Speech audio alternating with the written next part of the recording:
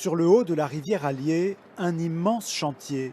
20 millions d'euros investis pour sauver une espèce menacée, le saumon atlantique, qui vient se reproduire ici. Le barrage de Poutès était l'un des principaux obstacles à sa migration.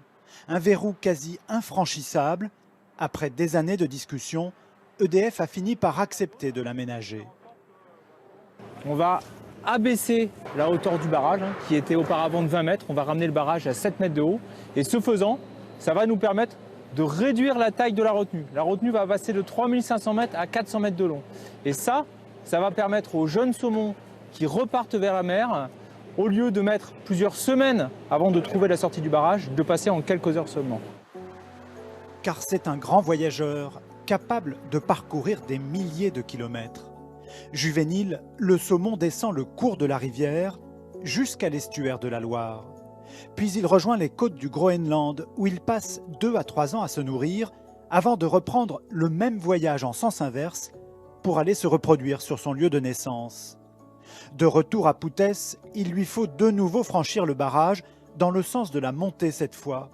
À peine quelques dizaines de poissons y parvenaient jusque-là, mais bientôt des vannes amovibles au moment de la migration faciliteront le passage. On va venir installer 2 vannes sur 10 mètres de large qui vont nous permettre, quand elles seront ouvertes, d'effacer complètement la petite retenue résiduelle et de faire en sorte que les saumons puissent passer librement au travers du barrage. Le barrage va donc devenir transparent 3 mois par an, au moment le plus important pour le saumon.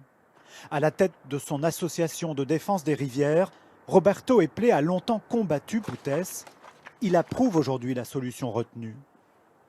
Là, on a fait quelque chose qui était faisable et qui sert et qui intervient maintenant. Parce que le saumon, il ne faut pas le sauver dans 50 ans, c'est maintenant. À 30 km de là, au Conservatoire national du saumon, des géniteurs ont été prélevés dans la rivière à leur retour du Groenland. En captivité désormais, ils servent à la reproduction.